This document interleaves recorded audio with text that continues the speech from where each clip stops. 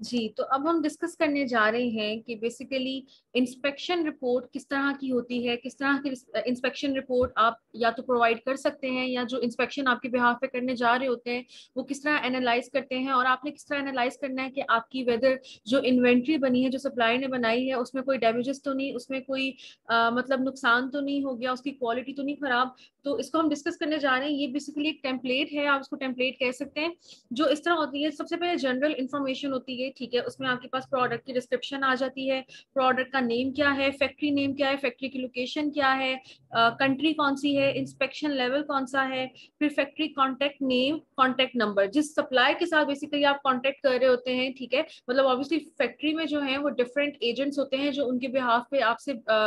Negotiate कर रहे होते हैं, राइट। तो यहाँ पे उनका नेम आएगा, उनका कॉन्टेक्ट नंबर आएगा, राइट। ये हो गई है जनरल इंफॉर्मेशन फैक्ट्री से रिलेटेड।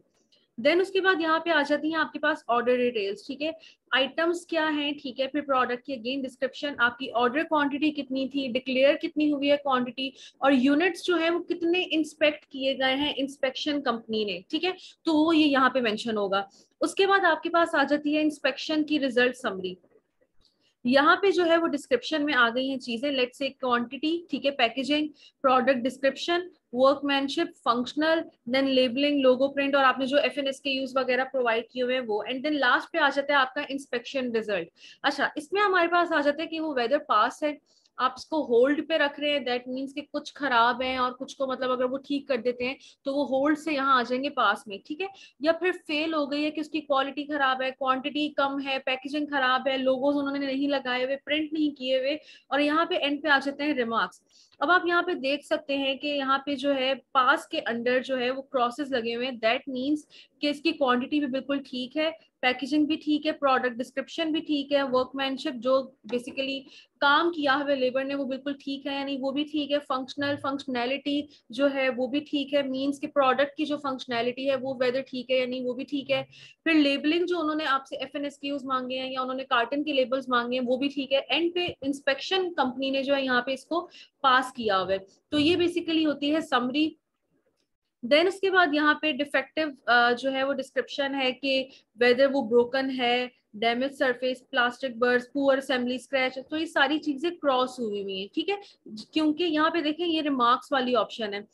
रिमार्क्स में अगर उन्होंने क्रॉस लगाई हुई दैट मीन्स कि ये सारी चीजें ठीक है, और यहाँ पे टोटल 0 लिखा हुआ है। अगर यहाँ पे जो है कोई ब्रोकन के आगे यहाँ पे लिखा होता है कि 3 पीसेज है, या यहाँ पे डैमेज सरफेस में हम कह सकते हैं कि 20 यूनिट्स है, तो फिर यहाँ पे टोटल क्वांटिटी में उनको ऐड करके हम मेंशन कर देते, ठीक है। रिजल्ट में अब आप देख सकते हैं यहाँ पे सैम्पलिंग टेस्ट आइटम्स जो हैं वो गुड कंडीशन में है, उन्होंने टोटल नंबर ऑफ कार्टन लिखे हुए हैं, पैकेजेस कितने हैं, पीसेस कितने हैं, प्रोडक्ट कितनी है, स्पेसिफिकेशन क्या है, और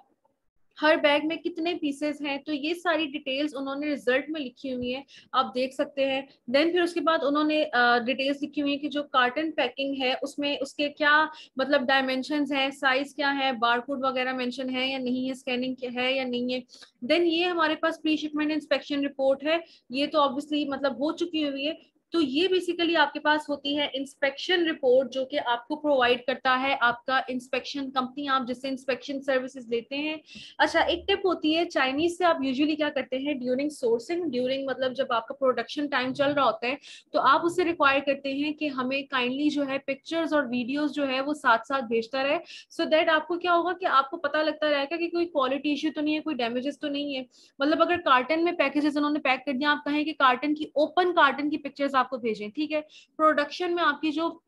इन्वेंट्री बन रही है उसकी आपको पिक्चर्स और वीडियोस भेजे, इससे आपको आइडिया हो जाता है कि क्वालिटी में कोई इश्यू नहीं है या कोई डैमेजेस वगैरह नहीं हो रहे हमारी इन्वेंट्री में। और जब आप एक इंस्पेक्शन कंपनी को हायर करके कहते हैं कि हमारी इंस्पेक्ट कर दे, तब जाके फिर जो है आप क्या करते हैं कि इस तरह की आपको टेम्पलेट मिलती है, आपको इंस्पेक्शन कंपनी प्रोवाइड करती है, और आप एनालाइज करते हैं कि वेदर आपकी इन्वेंट्री पास हुई है या नहीं। अगर पास नहीं होती तो फिर आप अली बाबा ट्रेड एश्योरेंस के अंडर जो है उनको जाकर बोलते हैं कि जो है वो इन्वेंट्री में डैमेजेस हैं, ये